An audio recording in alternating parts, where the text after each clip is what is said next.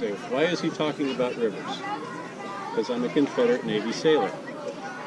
Confederate Navy had to try, its biggest job was to keep the rivers open, because you use those rivers like we use freeways today. Well, the best way to stop an army is to starve it to death and keep it from getting any supplies. So what do? You blockade the freeway. You can't move a truck down a freeway if you've got a big roadblock.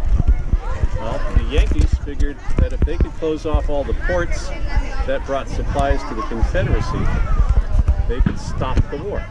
You try and pull each other off the box. You gotta stay squatted down though. If you let go of the rope, you lose. If you step off, you lose. Hurry up, give me the rope. Yeah, I do.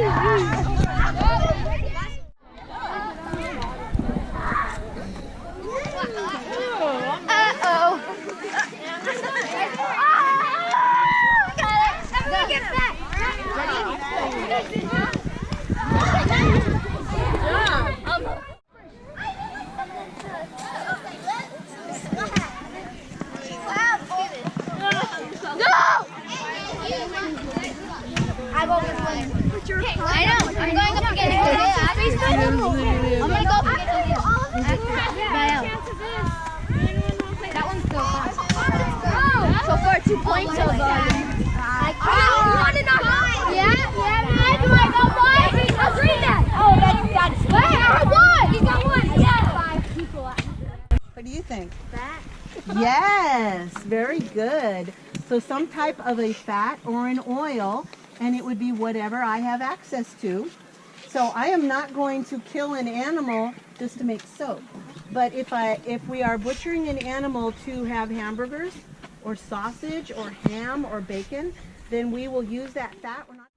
It doesn't matter for soap. Oh, this feels disgusting. Does it stink? I hate this. This smells good, but the stuff in there is just horrible. Oh, I felt the soap bar at the bottom.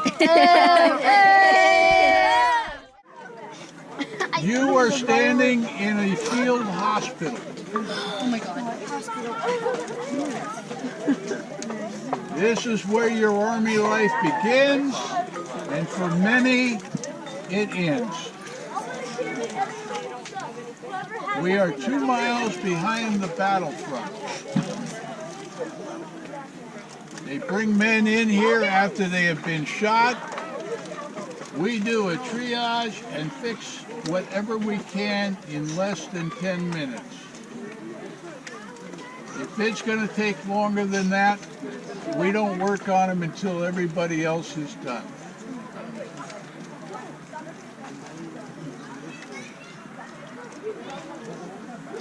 Now, does that answer your question? You're a nurse. No, I'm not a nurse. You're a doctor. I'm a surgeon. A surgeon went to school. We had 2 years of school and 5 years as an apprentice. An apprentice means somebody that works under another person who's been at the job for a while. So a surgeon actually had experience.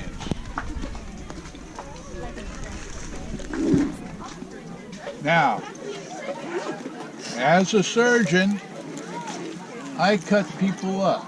Oh my God.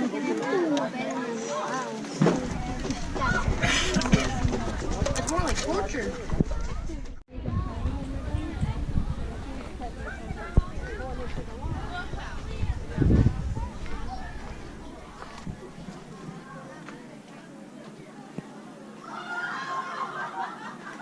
The Army gave each soldier 2 pairs of shoes a year.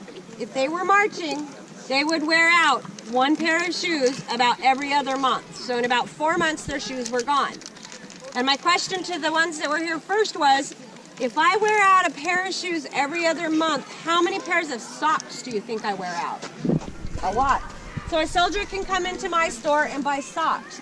They could also buy things like tobacco goods, beer. They could not buy whiskey, but they could buy beer, but not on a Sunday. They could buy, like, if they lost their pocket knife, they could buy a new pocket knife. Things like that. So basically anything to make a soldier comfortable. I'll let him go first. Okay, everybody, I want to go over really quickly the equipment that I'm carrying. It's similar in function to what soldiers carry today, although the materials are quite a bit different. My uniform to start out with is made out of wool. Wool is a very durable and cheap cloth at the time. It can be mass produced, but it is not comfortable to wear. So when we get out and fight in the summertime, which was our fighting season, it was very, very uncomfortable. This is my canteen to carry water in. It holds about a quart and a half maybe. Very important to stay hydrated on the field like it is today. This is my haversack. This is a tarred canvas bag. It carries my food. I'd have a plate in here, utensils, hardtack, bacon, beans, whatever we could gather up, and then like maybe some personal stuff as well. Coming over to this side, this is my cartridge box. It's made out of heavy leather. It carries 40 rounds of paper cartridges, which are black powder and lead bullets. This cap over here is my cap pouch, this pouch right here. It carries the percussion caps that I actually need to fire the cartridges with. On this side here is my bayonet. This is mostly a utilitarian tool at this point in the war. In earlier times, it was a primary infantry weapon. It's used somewhat in combat in the Civil War, but not very often. Go over my musket a little bit with you guys. This is a 58 caliber rifles musket made by the Enfield Company in Great Britain. A lot of British guns came into the country for the war, both for the Confederates and the Union. The ability of the country to make enough rifles for an army of almost 10% of the population was extremely difficult. This rifle will fire with training 1 round every 20 seconds. At a time that was very good, but it is not much. So you can see a soldier on his own is not very powerful. He needs a unit and a company to be with him, which is why we stress company maneuvers. In a company, we have some strength on the battlefield. As individuals, we have none. Ready? Right, face. Face to the right. Perfect. Now we're going to march forward a little bit. We're going to do a U-turn and march back. And then we're going to go into line of battle. So stay in your 2 lines. Okay, ready? Forward. Get that up a little higher so people know that you're 71st Pennsylvania now. Forward. March.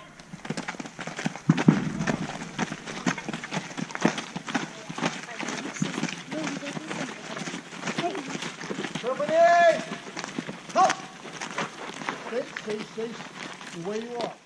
So this is a Napoleon cannon, and it fires a 6-pound cannonball. And it's kind of a universal round, so everywhere you go, they fire 6-pound rounds. And that's one that's actually been used. It's flat on one side. So there's some different types of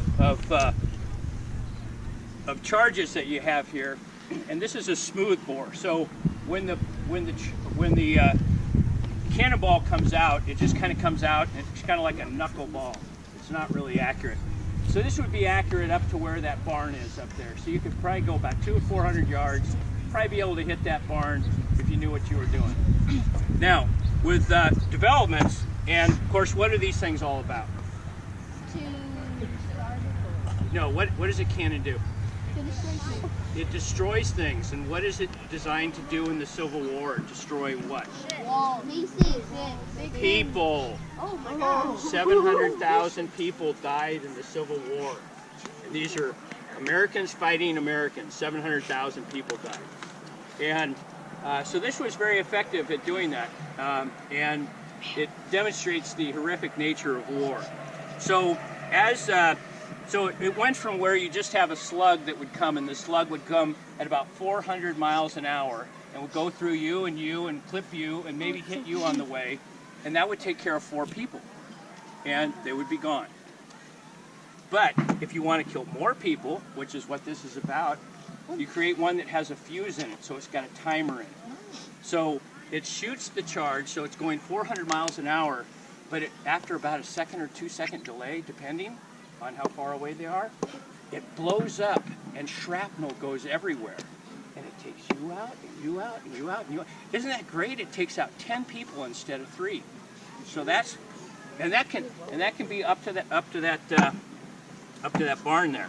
But things improved where if you had a rifle, so you have a little spiral. So it's like when the Steelers, not like the Steelers, but when the Raiders, when Derek Hall, he throws it, it's got a spiral. It goes a long way, and he's very accurate. When this slug comes out, it just kind of goes like this. When this comes out of a more advanced cannon, it can catch people coming over the top of that hill. Isn't that great? We can take them out from the top of that hill all the way down to the barn, and then ultimately, when they get close to us, we can use stuff like this. What fruit does that look like? Grape. Grapes, right? Grape shot. So now you can put this down the barrel and fire it out, and then it explodes, and each one of these takes out 2 or 3 people. Isn't that great? No, it's not, but that's war. So, so what happens, if people get really close, you can take multiple charges and put it down the barrel, and then it's like a shotgun where it has hundreds of these slugs coming out and rips people apart. It's horrific. So Sergeant Melanie here is going to demonstrate how to load the cannon, which goes in a particular sequence. And the first thing we do, because we've just fired around a little while ago, and I'll let Melanie describe. So what Melanie's doing is, this is the back where you put the fuse in. That's going to light the charge, which is basically gunpowder. Okay, so she cleans that out. Go ahead, Melanie. I did. Okay, so she's going to worm. Vent. And there's a communication that happens, vent and vented, because if there's any residual in there and she doesn't cover it with her thumb, an explosion could happen and it could take the person's hands off. Okay, so communication. So he clears out the charge, and then Andrew is doing a sponge. So you got to clean it out because there's debris in there after you shoot. So Vent. Vented! So he puts the sponge down and cleans out any of the gunpowder debris and any of the charge. Drain. And then they got to drain it because you get water in there. You got to take the water out because if you put water with gunpowder, then the gunpowder won't fire. Recover. Okay. So the next thing is you got to get some of that moisture out, and then there's a dry sponge. Vent. Vented! Okay. Now the charge is brought forward. So someone would bring the charge forward. Vent. Vented! Vent. Vented! And the charge has to be packed in the back, and then cannonballs or some other charge would go down. Then you need to pierce the bag of gunpowder. So she picks it, and now we're getting ready to fire it here shortly, and we're going to do what's called Dumbo ears. You go like this, right, facing backwards, and then you open your mouth, and that protects your hearing because there's going to be a wave of concussion that comes through here.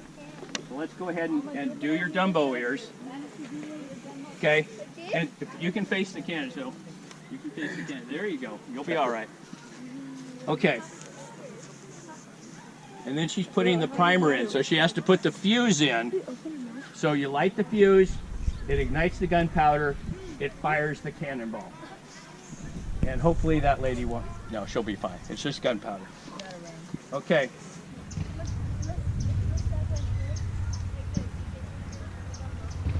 Okay, when you're ready, Melanie, you want to go ahead? Oh, you want me to fire? Sure. All right. That can be Okay. So while this is going on, we line up the folks coming down the hill, and we give the command. We have a name for our cannon called Goliath. Okay. There we go. Okay. Fire, Goliath! Clear! Front. Fire!